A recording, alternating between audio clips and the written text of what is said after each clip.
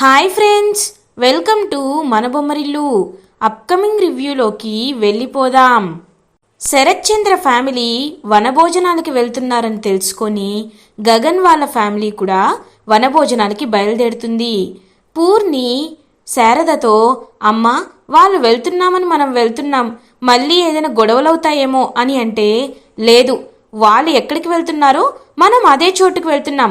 వనభోజనాలంటే ఈ కార్తీక మాసంలో అందరూ వెళ్తారు, వాటికి గొడవలు ఎందుకు అవుతాయి, ముందు త్వరగా వెళ్ళాలి రా అని చెప్పి ఇంక మొత్తం లగేజ్ అంతా సర్దుకుంటూ ఉంటారనమాట శారద అండ్ పూర్ణి. ఇది ఇలా ఉండగా ఇందు వనభోజనాలకి వెళ్ళలేకపోతున్నాం అని బాధపడడంతో ఇందు వాళ్ళ హస్బెండ్ వంశీ కావాలని ఒక నాటకం ఆడుతాడు. హిందూ చేయి తను కాల్చినట్టు నటించి ఇప్పుడు హాస్పిటల్కి తీసుకువెళ్తా రా అని చెప్పి కోపంగా హాస్పిటల్కి తీసుకువెళ్తున్నట్టు నటిస్తూ వనభోజనాలకి బైక్పై బయలుదేరుతారు వంశీ అండ్ ఇందు. కరెక్ట్గా గగన్ వాళ్ళ ఇంటి ముందే బైక్ ఆగిపోవడంతో శారద ఇందు వంశీని చూస్తుంది. అమ్మ, అల్లుడు గారు త్వరగా రండి, లోపలికి రండి, మొదటిసారి మా ఇంటికి వచ్చారు, ఎలా వెళ్లకుండా ఉంటారని చెప్పి లోపలికి తీసుకువెళ్ళి పాపం చాలా చక్కగా చూసుకుంటారు శారద. అదంతా చూస్తున్న ఇందు అయితే పశ్చాత్తాపడుతుంది. ఇన్నాళ్ళు ఈవిడిని మేము అపార్థం చేసుకున్నామా అని బాధపడుతుంది లోపల ఇందు. అపూర్వ తనకి కట్నం ఇవ్వలేదు అని చెప్పేసరికి పాపం గగన్కి చాలా బాధేస్తుంది. నేనైనా కట్నాన్ని ఇస్తాను అని అనేసరికి ఇంకా శారద ఆపుతుంది. మళ్ళీ వీటి విషయంలో ఇంకా గొడవలు అవుతాయి. వద్దు గగన్, అమ్మా నీకు మంచి భర్త దొరికాడు, నువ్వు సంతోషంగా ఉండాలి అని చెప్పి ఇంకా అలా శారద అయితే ఆశీర్వదిస్తుంది హిందూని అండ్ వంశీని. హిందూ వంశీ ఇద్దరు కలిసి ఇంకా వనభోజనాలకి బయలుదేరుతారు. గగన్ ఫ్యామిలీ వనభోజనాలకి బయలుదేరుతుంది. ఇది ఇలా ఉండగా వికారాబాద్ ఫారెస్ట్కి శరత్ చంద్ర ఫ్యామిలీ రీచ్ అవుతుంది. ఇంకా అన్ని టెంట్ వేసి ఏవైతే ఇంకా అన్ని కావాలో వంట చేయడానికి వస్తువులన్నిటినీ కిందకి ఇంకా దించుతూ ఉంటారనమాట పని వాళ్ళు. పక్కనే ఇంకొక టెంట్ వేసి ఉండడంతో ఇంకా చాలా హ్యాపీగా ఫీల్ అవుతారనమాట నక్షత్ర. డాడ్, పక్కన ఇంకొక టెంట్ వేసి ఉందంటే వేరే ఫ్యామిలీ కూడా ఇక్కడికి వస్తుందనుకుంటా అని అంటుంది నక్షత్ర. అవును, వస్తే చాలా బాగుంటుంది, వాళ్ళ ఫ్యామిలీ మన ఫ్యామిలీ కలిసి గేమ్స్ ఆడుకుంటూ ఉంటే చూడ్డానికి ఆడడానికి కూడా ఎంతో బాగుంటుంది అని హ్యాపీగా ఎవరు వస్తారా అని పక్కన ఇంకో టెంట్ ఉంది కాబట్టి ఎవరు వస్తారా అని వెయిట్ చేస్తూ ఉంటారు. అలా ఇంకా శరత్ చంద్ర ఫ్యామిలీ కరెక్ట్గా అదే టైంకి గగన్ వాళ్ళ ఫ్యామిలీ వస్తుంది. గగన్ని స్టైలిష్గా చూసిన శరత్ చంద్ర ఒక్కసారిగా షాక్ అయిపోతాడు. ఏంటి వీడేంటి ఇక్కడికి వచ్చాడు అని ముందుకు వెళ్తూ ఉంటారు. అంకుల్ ఎక్కడికి వెళ్తున్నారు అని అడుగుతుంది భూమి. వాళ్ళు ఇక్కడికి రావడం ఏంటమ్మా అని అంటారు శరత్ చంద్ర. వెంటనే గగన్, హలో, ఈ టెంటు మాది, మీరు మీ వస్తువుల్ని మా టెంట్ దగ్గర పెట్టారు, కొంచెం అటువైపు పెట్టుకోండి, ఈ అడవంతా మీదే కాదు, ఈ టెంటు మీది కాదు, మీ హద్దుల్లో మీరుండండి, మా హద్దుల్లో మేముంటాం. ఏ హైదరాబాద్లో వనభోజనాలంటే ఈ ప్లేస్ మాత్రమే ఉందని మీకు తెలీదా? చూడండి, మేము వనభోజనాలకు వచ్చాం, మీరు వనభోజనాలకు వచ్చారు, కాబట్టి ఇక్కడ గొడవ పడితే అని అంటాడు గగన్. ఏం చేస్తావురా, ఏం చేస్తావు, నువ్వు ఎందుకు వచ్చావో నాకు తెలుసురా, నువ్వు భూమి కోసమే వచ్చావు అని అంటారు. అలా నువ్వు అనుకుంటే నాకు ఇంకా సంతోషంగా ఉంటుంది. అవును, భూమి కోసమే వచ్చాను, ఏం చేస్తావు అని అంటాడు గగన్. రేయ్ అని శరత్ చంద్ర వెళ్ళేసరికి, అంకుల్ ప్లీజ్ అంకుల్, వదిలేయండి అంకుల్, ఎందుకు మీరు ఇలా గొడవ పడుతూనే ఉంటారు, ప్లీజ్ వద్దు అంకుల్ అని చెప్పి ఇంకా భూమి అయితే శరత్ చంద్రని తీసుకువెళ్ళిపోతుంది. రేయ్, నా కూతురు చెప్పింది కాబట్టి వదిలేస్తున్నా, లేకపోతే అని అక్కడి నుండి వెళ్ళిపోతాడు శరత్ చంద్ర. ఈయన ఎప్పుడు ఇంతేనా, కోపంతో ఊగిపోతూనే ఉంటాడా, ఇతనికి కొంచెం కూడా కామ్నెస్ తెలీదా, ఛీ పూర్ ఫెలో అని అక్కడి నుండి వెళ్ళిపోతాడు గగన్. ఇది ఇలా ఉండగా భూమి ఇంకా వంట చేయడం స్టార్ట్ చేస్తుంది. అందరికీ ఇంకా వంటలో సహాయం చేస్తూ హ్యాపీగా అన్ని పనులు చేస్తూ ఉంటుంది భూమి. భూమి వైపు ప్రేమగా చూస్తూ ఉంటాడు గగన్. అండ్ చెర్రీ కూడా చాలా ప్రేమగా చూస్తూ ఉంటాడు. ఇంకా అలా భూమి అయితే గగన్ వైపు ప్రేమగా చూస్తూ ఉంటుంది. కానీ చెర్రీ తన వైపు ప్రేమగా చూస్తుందేమోనని భూమిని చూసి చాలా హ్యాపీగా ఫీల్ అవుతాడు. భూమి భూమి అని చెప్పి ఎంతో హ్యాపీగా ఫీల్ అవుతాడు. కానీ భూమి మాత్రం చెర్రీ వైపు చూడకుండా గగన్ వైపే చూస్తూ సిగ్గుపడుతూ ఉంటుంది. ఇంకా గగన్ అలా భూమి వైపు చూస్తూ, భూమి, నీ మనసులో నాపై ప్రేమ ఉంది, కానీ నువ్వు ఆ విషయాన్ని ఎందుకో బయటికి చెప్పటం లేదు. అది నేను తెలుసుకోవాలి, ఖచ్చితంగా తెలుసుకోవాలి. నీ విషయం మీదే నేను ఇక్కడికి వచ్చాను. కాబట్టి నువ్వు ఎందుకు ఇలా ఉంటున్నావో, కారణం ఏంటో నేను తెలుసుకుంటాను కదా. వెళ్ళేలోపు నీ భయం ఏంటో నాకు అర్థమైపోతుంది అని అలా ఇంకా లేచి వాళ్ళ అమ్మకు కూడా సహాయం చేస్తూ హెల్ప్ చేస్తూ ఉంటాడనమాట గగన్. ఇది ఇలా ఉండగా భూమి కూడా ఇంకా అలా శారద దగ్గరికి వస్తుంది. అమ్మ భూమి, ఎన్నాళ్ళయిందమ్మా నిన్ను చూసి. కేవలం నిన్ను ఫోటోల్లోనే చూస్తున్నాను, డైరెక్ట్గా చూసి చాలా రోజులైపోయింది. ఎలా ఉన్నావమ్మా అని అడుగుతుంది. నేను బాగున్నాను ఆంటీ, మీరెలా ఉన్నారు? నాకు మీరు గుర్తుకు వస్తూనే ఉన్నారు, కానీ కొన్ని పరిస్థితుల వల్ల నేను మీ ఇంటికి రాలేకపోతున్నాను ఆంటీ అని అంటుంది. మీ ఇల్లు ఏంటమ్మా? అది మన ఇల్లు.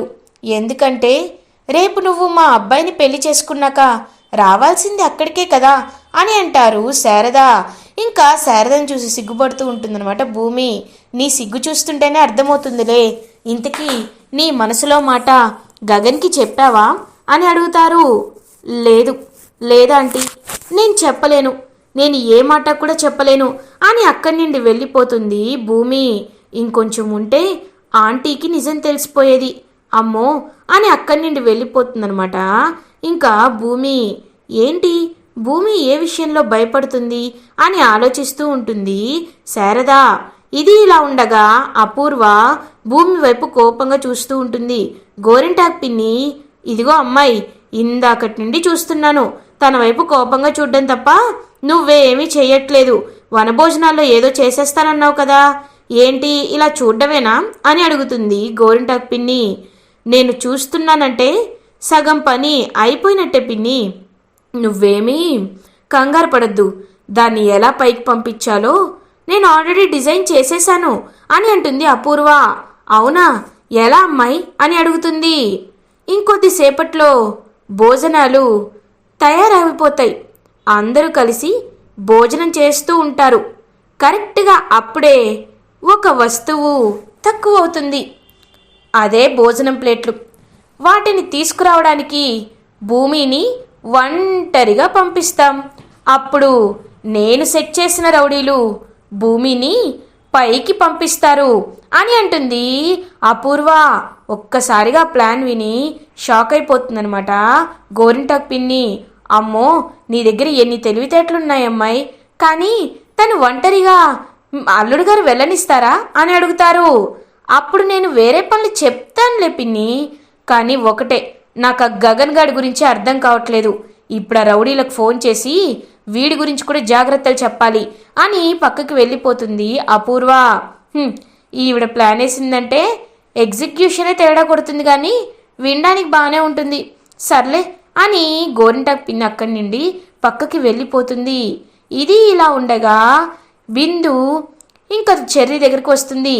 ఏరా, కేవలం చూడడం మాత్రమేనా, ఇవాళైనా నోటితో చెప్పించుకుంటావా అని అడుగుతుంది బిందు.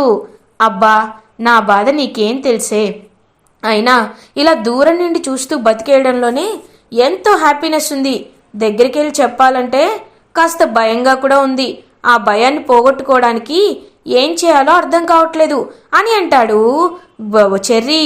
సరే అయితే నా దగ్గర ఒక ప్లాన్ ఉందిరా, నువ్వు అది ఫాలో అయితే ఖచ్చితంగా భూమిని నువ్వు డైరెక్ట్గా ప్రపోజ్ చేసినట్టే అని అంటుంది బిందు.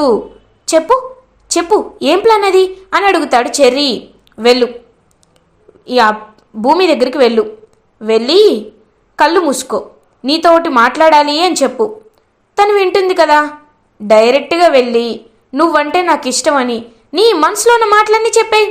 అప్పుడు ఖచ్చితంగా భూమి నిన్ను ప్రేమిస్తున్నానని చెప్తుంది, లేకపోతే లేదని చెప్తుంది.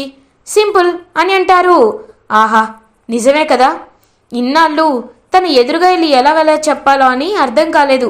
కానీ ఇప్పుడు కళ్ళు మూసుకొని చెప్పేస్తే నాకు భయం ఉండదు, మెసేజ్ కూడా కన్వే అయిపోతుంది. థ్యాంక్ యూ అని చెప్పి అలా అక్కడి వెళ్ళిపోతాడు చెర్రీ. భూమి, మువ్వా నీతో కొంచెం మాట్లాడాలి అని అంటాడు. ఇంకలా గగన్ వైపే చూస్తూ ఉంటుందన్నమాట భూమి. గగన్ ఏమో అలా ఇంక భూమి వైపు ప్రేమగా చూస్తూ ఉంటాడు. మువ్వా మువ్వా అని పిలుస్తాడు. ఏంటి చెర్రీ అని అడుగుతారు. కొంచెం పక్కకొస్తావా అని అడుగుతారు. సరే అని చెప్పి పక్కకు వెళ్తుంది. మువ్వా, నీతో ఒక ముఖ్యమైన విషయం మాట్లాడాలి. నేను కొన్ని నీకు చెప్పుకోవాలి. కళ్ళు మూసుకుంటాను అని కళ్ళు మూసుకొని ఇంకా అలా చెప్పడం స్టార్ట్ చేస్తాడనమాట చెర్రీ. కానీ ఈ భూమి మాత్రం గగన్ ధ్యాసలోనే ఉంటుంది. గగన్ తన వైపే చూస్తూ ఉన్నాడు కాబట్టి ఇంకా చెర్రీ చెప్పింది ఏమి వినిపించుకోకుండా ఏంటి చెర్రీ కళ్ళు మూసుకున్నాడు అని అక్కడి నుండి వెళ్ళిపోతుంది. ఇంకా కళ్ళు మూసుకొని చెప్తూ ఉంటాడనమాట చెర్రీ. మువ్వా, నువ్వంటే నాకు ప్రాణం. ఈ విషయం నీకు ధైర్యంగా ఎదురుగా చెప్పాలంటే నాకు భయం వేస్తుంది. మొన్న నాన్నకు కూడా నేనంటే నీకు ఇష్టమని నువ్వు చెప్పేశావు. ఇంకా మన మధ్యలో ఎలాంటి అడ్డుగోడలు ఉండకూడదు మువ్వా. ఐ లవ్ యూ అని కళ్ళు తెరిచి చూసేసరికి అక్కడ నక్షత్రం ఉంటుంది. ఒక్కసారిగా షాక్ అయిపోతాడు చెర్రీ. యూ ఈడియట్, నువ్వు నన్ను ప్రేమిస్తున్నావా? నాకు లవ్ ప్రపోజ్ చేస్తావా? ఉండు, ఈ విషయాన్ని ఇప్పుడే డాడీతో చెప్తాను అని నక్షత్ర బయలుదేరుతుంది. హే నక్షత్ర, ఆగు. నేను నీకు ప్రపోజ్ చేయలేదు. అయినా కావాలని వెళ్ళి ఎవరైనా స్విచ్ బోర్డులో వేలు పెడతారా చెప్పు? నీకు వచ్చి ఎవరైనా ప్రపోజ్ చేస్తారా? నేను ఎందుకు ప్రపోజ్ చేస్తాను? నాకంత బుద్ధి ఎందుకు గట్టి తింటుంది? నేను నీకు ప్రపోజ్ చేయలేదు అని అంటాడు చెర్రీ. అంటే ఏంటి, నేను లవ్ చేయడానికి పనికిరాననా అని అంటుంది కోపంగా నక్షత్ర. అయ్యో, నీకు నేను చెప్పింది ఇలా అర్థమైందా? అలా కాదు అని ఇంకా నక్షత్ర చేపట్టుకుంటాడనమాట చెర్రీ. ఇదంతా ఇంకా దూరం నుండి గమనిస్తూ ఉంటాడు శరత్ చంద్ర. చెర్రీ నక్షత్ర ఇద్దరు క్లోజ్గా ఉండడం చూసి, అంటే నక్షత్ర మనసులో చెర్రీ ఉన్నాడా? ఈ విషయం చెప్పడానికే నక్షత్ర ఆ రోజు అంతలా ఆలోచించిందా? చెర్రీ నా మేనలుడే. చెర్రీ ఎప్పుడు ఇంట్లోనే ఉంటూ ఉంటాడు కాబట్టి ఒకవేళ నక్షత్రకి చెర్రీకి పెళ్లి చేసినా ఎప్పటికీ నా కూతురు నా ఇంట్లోనే ఉంటుంది. అలాంటప్పుడు చెర్రీ మంచివాడే కదా, చెర్రీకి నా కూతుర్నిచ్చి చేస్తే బానే ఉంటుంది. కానీ ఇన్ని రోజులు తను ఒప్పుకోదనుకున్నాను. ఇప్పుడు వీళ్ళిద్దరిని చూస్తుంటే ఖచ్చితంగా నా కూతురికి చెర్రీ అంటే ఇష్టం. వనభోజనాల నుండి వెళ్లేలోపు ఈ విషయాన్ని అనౌన్స్ చేస్తాను అని అక్కడి నుండి వెళ్ళిపోతాడు శరత్ చంద్ర. ఇది ఇలా ఉండగా కరెక్ట్గా భోజనాలన్నీ కంప్లీట్ అయిపోతాయన్నమాట. ఇంకా భోజనాలన్నీ కంప్లీట్ అయిపోయిన తర్వాత రెడీ చేయడం అయిపోయిన తర్వాత, కుక్ చేయడం అయిపోయిన తర్వాత ఇంకా భోజనం ప్లేట్లు మర్చిపోతారు. వెంటనే అపూర్వ, అయ్యో నేను భోజనం ప్లేట్లు మర్చిపోయాను, ఇప్పుడు ఎలా అని ఆలోచిస్తూ ఉంటారు. అమ్మాయి మర్చిపోయావా? ఇక్కడికి దగ్గరలోనే వచ్చేటప్పుడు మనం ఒక షాప్ చూసాం కదా అని అంటుంది గోరింటాకు పిండి కావాలని. కరెక్టే, ఇప్పుడు ఎవరు తీసుకొస్తారు? అక్కడేమో అందరూ గేమ్స్ ఆడుకుంటున్నారు. చెర్రీకి చెప్దామంటే ఇప్పుడే వస్తానని బయటికి వెళ్ళాడు. అల్లుడు గారికి వెళ్ళమని చెప్పలేము, ఆయన కూడా బిజీగా ఉన్నారు. భూమి, నువ్వు వెళ్ళి తీసుకొస్తావా అని అడుగుతుంది మీరా. ఆంటీ నేనా అని అంటుంది. మన ప్లాన్ వర్కౌట్ అవుతుందమ్మాయి అని దూరం నుండి చూస్తూ ఉంటుందన్నమాట గోరింటాకు పిన్ని. అవును, అందరూ బిజీగానే ఉన్నారు, నువ్వు ఇప్పుడే వంట చేసావు కదా, ఏమీ అనుకోకుండా తీసుకురా అని అడుగుతుంది మీరా. సరే ఆంటీ, నేను తీసుకొస్తానని చెప్పి ఇంకలా దూరంగా బయలుదేరుతుందనమాట భూమి. ఇంకా భూమి వెనకాలే గగన్ కూడా బయలుదేరుతాడు. ఇంకా భూమి వెనకాలే వెళ్తూ గగన్, ఏంటి మేడం ఎక్కడికి బయలుదేరారు అని అడుగుతారు. మీకెందుకండి, మా ఇష్టం అని అలా వెళ్ళిపోతూ ఉంటుంది భూమి. సరే, ఇది నా ఇష్టం అని భూమి వెనకాలే వస్తూ ఉంటాడనమాట గగన్. ఏవండి ఎవరైనా చూస్తారండి అని అంటుంది భూమి. ఎవరు నాకు చూసినా పర్లేదు, నేను మాత్రం నిన్ను చూస్తూనే రోడ్డుపై నడుచుకుంటూ వస్తూ ఉంటాను అని ఇంకా అటు తిరిగి భూమి ఫేస్ వైపే చూస్తూ అలా ఇంకా నడుస్తూ ఉంటాడనమాట గగన్. కరెక్ట్గా గగన్ పడిపోబోతుంటే భూమి పట్టుకుంటుంది. ఇంక భూమి అలా గగన్ కళ్ళల్లోకి చూస్తూ ఉంటుంది. నీ కళ్ళలో మాత్రం నాపై ప్రేమని నువ్వు దాచలేకపోతున్నావు భూమి, అది మాత్రం నిజం అని అంటాడు గగన్. ఇంక భూమి వెంటనే గగన్ని పైకి లేపి అక్కడి నుండి దూరంగా వెళ్ళిపోతూ ఉంటుంది. భూమి భూమి అని అరుస్తూ ఇంకా వెనకాల వెళ్తూ ఉంటాడు గగన్. కరెక్ట్గా ఇంకా గగన్ వెళ్ళేలోపు అక్కడ భూమి కనిపించదు. ఒక్కసారిగా గగన్ షాక్ అయిపోతాడు. భూమి భూమి అని అరుస్తూ ఉంటాడు. ఎక్కడ భూమి కనిపించదు. రౌడీలు భూమిని అయితే కిడ్నాప్ చేసేస్తారు. ఇంకా అలా కరెక్ట్గా చెట్టు వెనకాల దాక్కొని భూమి నోరైతే మూసేస్తారనమాట ఆ రౌడీలు. భూమి భూమి అని గట్టి గట్టిగా అరుస్తూ ఉంటాడు గగన్. కానీ భూమి ఎక్కడా ఇంకా సౌండ్ వినిపించదు. వెంటనే భూమి తన కాలికి ఉన్న మువ్వల్ని గల్ గల్ అని చెప్పి ఆడిస్తుంది. ఆ సౌండ్ విని వెంటనే అక్కడికి వస్తాడు గగన్. ఇంకా చెట్టు వెనకాల చూసేసరికి రౌడీలు కనబడతారు. ఇంకా ఒక్కసారిగా రౌడీలను చూసి గగన్ అయితే కొట్టడానికి వెళ్తూ ఉంటాడు. ఇంకా అలా భూమి పాపం అరుస్తూ ఉంటుంది. ఇంకా అలా భూమిని కిడ్నాప్ చేసిన రౌడీలని బాగా కొడుతూ ఉంటాడనమాట గగన్. ఇంకా రౌడీలు కూడా గగన్ పై దాడి చేస్తూ ఉంటారు. అప్పుడే శరత్ చంద్ర ఇటువైపు వస్తూ ఉంటాడు. అపూర్వ, భూమి ఎక్కడ కనిపించడం లేదు అని అడుగుతారు. ఏం లేదు బావా, కొన్ని ప్లేట్స్ తక్కువ అయ్యాయి, అందుకే ప్లేట్స్ తీసుకురమ్మని పంపించాం అని అంటుంది అపూర్వ. ఏంటి, ఒంటరిగా పంపించావా? అపూర్వ, నీకు అసలు బ్రెయిన్ ఉందా? తన్ని ఆడపిల్లని ఒంటరిగా పంపిస్తావా? ఇది అసలే ఫారెస్ట్ ఏరియా, ఇక్కడ భయంకరమైన పుల్లు సింహాలు కూడా ఉండే ఛాన్స్ ఉంది. అలాంటిది ఇక్కడికి నువ్వు ఎలా పంపిస్తావు తన్ని? అమ్మా భూమి అని చెప్పి ఇంకా వెళ్తూ ఉంటాడనమాట శరత్ చంద్ర. శరత్ చంద్ర అలా కరెక్ట్గా వెళ్తూ ఉంటే భూమిని కొంతమంది అటాక్ చేయడం, ఇంకా కరెక్ట్గా భూమిని గగన్ కాపాడడం ఇదంతా చూస్తాడనమాట శరత్ చంద్ర. రే అని చెప్పి ఇంకా రౌడీలను కొడతాడనమాట శరత్ చంద్ర. ఇంకా అలా భూమి వైపుకి ఒక రౌడీ అయితే కత్తి తీసుకొని దాడి చేయబోతుంటే కరెక్ట్గా ఆ కత్తిని ఆపుతాడు గగన్. ఇంకా గగన్కి పాపం వెంటనే చేతికి గట్టి గాయమవుతుంది. ఇంకా చేతికి పెద్దగా దెబ్బ తగిలేసరికి పాపం గగన్ దగ్గరికి వస్తుంది భూమి. ఏమండి ఏమండి అని చెప్పి ఇంకా గగన్ చేయి పట్టుకొని పాపం గగన్ గాయానికి తన డ్రెస్ని చించి ఇంకా గగన్ చేతికి కట్టుకడుతుందనమాట భూమి. ఇదంతా గమనిస్తూ ఉంటాడు శరత్ చంద్ర. భూమికి గగన్ అంటే ఇంత ఇష్టమా అని చెప్పి ఇంకా అలా గగన్ వైపే చూస్తూ ఉంటాడనమాట శరత్ చంద్ర. భూమి, ఏమీ అవ్వలేదులే భూమి అని అంటారు. ఏమీ అవ్వలేదంటారేంటండి? ఇంత పెద్ద దెబ్బ తగిలితే అసలు ఎందుకు ఎందుకు మీరు ఇలా చేశారు అని అడుగుతుంది ఏడుస్తూ భూమి. నీకోసం భూమి, నీకోసం నేను ఏదైనా చేస్తాను, నా ప్రాణాలైనా ఇచ్చేస్తాను భూమి అని అంటాడు గగన్. ఏవండి అలా అనద్దు అని ఇంకా నోటిని మూసేస్తుంది భూమి. ఇదంతా చూస్తూ శరత్ చంద్ర భూమి దగ్గరికి వస్తాడు. అమ్మ భూమి, నిన్ను నేను ఒక విషయం అడుగుతాను, నిజం చెప్పు. ఈ గగన్ గాడిపై నువ్వు ఇంతలా ప్రేమ ఎందుకు చూపిస్తున్నావు? గగన్ అంటే నీకు ఇష్టమా అని అడుగుతారు శరత్ చంద్ర. ఒక్కసారిగా భూమి షాక్ అయిపోతుంది. ఇంకక్కడే గగన్ ఉండేసరికి గగన్కి ఏం చెప్పాలో శరత్ చంద్రకి ఏం చెప్పాలో అర్థం కాదనమాట భూమికి. అంటే అంకుల్ అది అని అంటుంది. ఇంకా తన చేయి తీసి తన తలపై పెట్టుకుంటాడనమాట శరత్ చంద్ర. నా మీద ఒట్టేసి చెప్పమ్మా, నీ మనసులోన నిజాన్ని నువ్వు ఎంత దాచిపెడదామన్నా అది దాగదు. ఇవాళ నాకు కనబడింది, నిజం చెప్పు.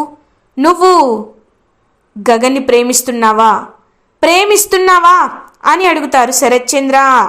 అవును, నేను గగన్ గారిని ప్రేమిస్తున్నాను అని నిజం చెప్తుంది భూమి. ఒక్కసారిగా గగన్ ప్రేమిస్తుందని తెలుసుకొని శరత్ చంద్ర షాక్ అయిపోతాడు. గగన్ మాత్రం భూమి తన్ని ప్రేమిస్తుందని తెలుసుకొని చాలా అంటే చాలా హ్యాపీగా ఫీల్ అవుతాడు. ఇలా ఎపిసోడ్ ఎండ్ అవుతుంది.